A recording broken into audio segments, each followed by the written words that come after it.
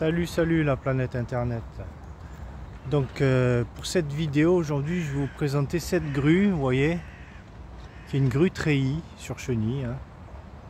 Beaucoup de grues treillis, et qui est quand même un vieux modèle, donc absence de joystick, hein, tout est fait avec des manettes, et donc c'est un peu particulier, qu'on n'a pas l'habitude, même si après on va dire plus ou moins une grue à manette se ressemble. Donc je vais vous montrer un peu, voilà, je vais faire un peu le tour et le détail de cette grue, le max que je connais, quoi. Donc quand je suis arrivé, bon, ça fait déjà 3 jours, mais évidemment la première chose que j'ai voulu faire c'est les niveaux. Donc j'ai commencé à chercher mes niveaux. On va commencer par ça, on va faire ça assez vite pendant qu'elle n'est pas encore allumée. Donc vous voyez de ce côté là de la grue là, on voit des trappes. Donc c'est une grue Hitachi, hein. Donc ça c'est le modèle apparemment, et c'est une grue Hitachi. Et pour le liquide hydraulique, vu qu'on est déjà de ce côté, on commence par ça. Le niveau il se trouve là. Je vous montre ça.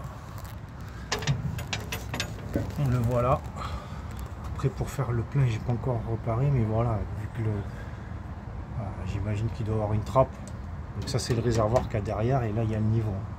Pour faire le plein, ça doit se passer pas trop loin. On voit déjà qu'il y a un écrou qui a été enlevé, donc je pense que le plein doit se faire au-dessus. Il faudra certainement dévisser cette plaque et remplir. C'est pas vraiment pratique, hein.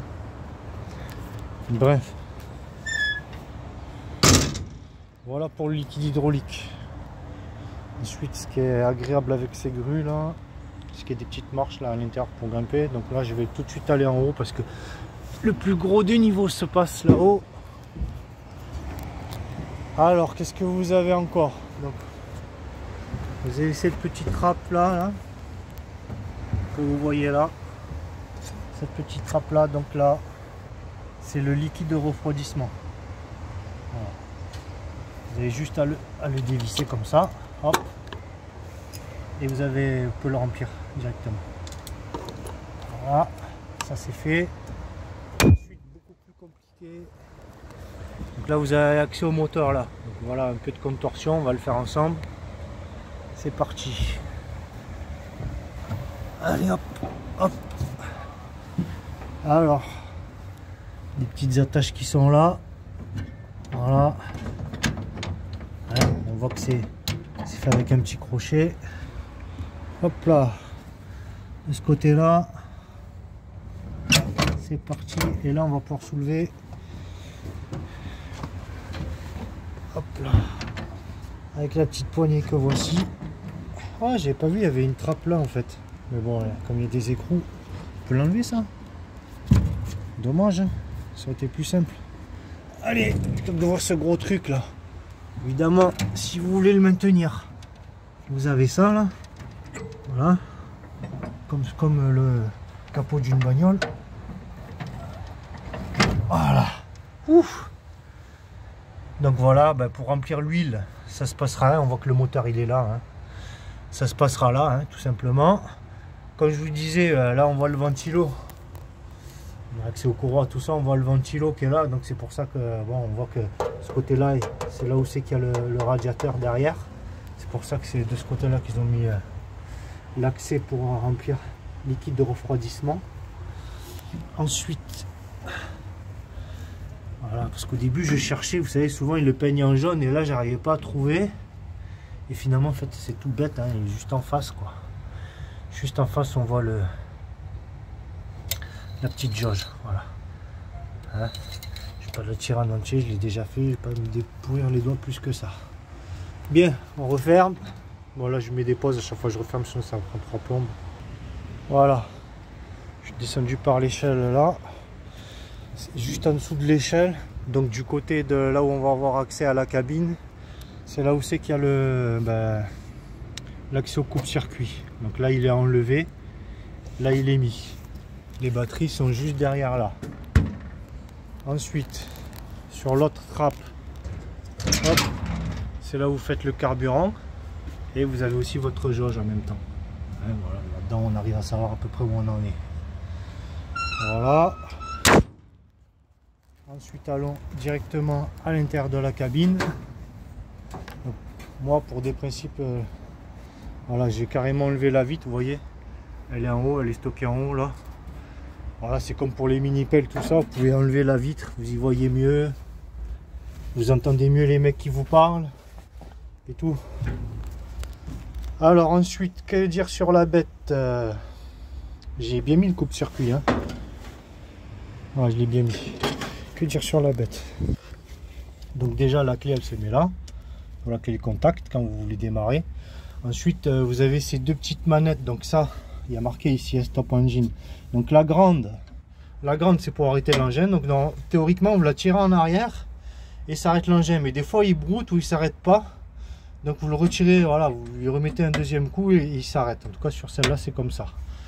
Et ça c'est le régime moteur, hein, qui est relié avec ces pédales qu'on voit là de part et d'autre. Il y en a une là, il y en a la même à côté. Donc quand je vais l'actionner là je vais le tirer, hop, ça appuie sur les pédales. Donc c'est là le régime moteur. Donc quand on démarre, en général on le tire légèrement comme ça suffit amplement. On tourne, le CEC, voilà, il commence à s'éclairer avec des boutons et tout et on démarre tout simplement, et elle démarre. Et ensuite là on a le frein d'orientation, cette petite boule, d'accord. Enfin, le frein, le blocage de l'orientation, c'est carrément un verrou. Donc là je peux pas le tirer parce que voilà, de toute façon je peux rien actionner tant que j'ai pas appuyé sur quelque chose sur le CC. Donc là voilà, je vous dis que c'est ça. Là il est en position verrouillage comme ça, donc il faudra le tirer en arrière, jouer peut-être un peu avec l'orientation, tirer en arrière et le bloquer là. Ensuite donc je vais éteindre pour qu'on puisse mieux s'entendre, mais avant, non, vous m'entendez bien quand même. Quand vous avez allumé, pour pouvoir accéder aux commandes, plus orienter, monter le moufle, des choses comme ça, sinon ça, rien ne va marcher. Vous avez ce bouton qui est là, voilà, et c'est une espèce de fiche, voilà, fiche de notice. Il va falloir appuyer un certain nombre de fois, alors ça varie, je sais pas exactement si je me trompe ou quoi. Tout ce que je sais c'est que grosso modo il doit s'effacer, vous voyez, et il faut appuyer peut-être une ou deux fois, 1, 2, 3, 4. Là il s'est éteint, j'ai appuyé 4 fois, il s'est éteint, voilà. Et à partir de là je vais pouvoir, ben là je peux faire tout ce que je veux, orienter tout ça. Si vous arrivez, souvent on oublie, hein, on a éteint, on remonte et on veut actionner pour l'orientation, pour quoi que ce soit, et ça fonctionne pas, c'est parce qu'il faudra revalider le CEC si vous voulez avec ça. Qu'est-ce que vous validez dans le CEC? Vous validez son numéro qui est là. On voit la petite fiche de notice, on la voit là. Je sais pas si vous le voyez, voilà, c'est la même chose que ça. Donc ça c'est le numéro de programme. Moi le 0008 c'est en 34 mètres, 34 mètres de flèche, on le voit là dans les symboles. Voilà, ça c'est mes degrés. Et ça c'est ma hauteur à laquelle je suis, donc 30 mètres, une flèche de 34 mètres, et je suis à 57 degrés, 57, presque 58. De l'autre côté, donc là c'est le poids que j'ai actuellement, 2 tonnes, voilà. Le max je peux aller à 6 tonnes, et je suis à 19 mètres. On le voit là, je sais pas si on le voit dans la caméra. Voilà, là je suis à 19 mètres, 6 tonnes. Et j'ai déjà actuellement 2 tonnes et quelques. Donc on voit la jauge verte là. Après on arrive dans le jaune, donc il commence déjà à nous dire de stopper. Dans le rouge c'est même plus la peine. Évidemment, s'il manque vraiment un chouïa, donc voilà la clé de chaîne. On voit déjà qu'ils s'en servent souvent puisqu'ils ont carrément mis un petit morceau de fer pour l'actionner plus facilement. Ensuite, que dire d'autre? On va parler des commandes, hein. Donc vos commandes, ça va être là. Sur cette main gauche là, vous avez le klaxon qui est là, et vous avez un frein d'oriente dans le petit bitonio qui est là.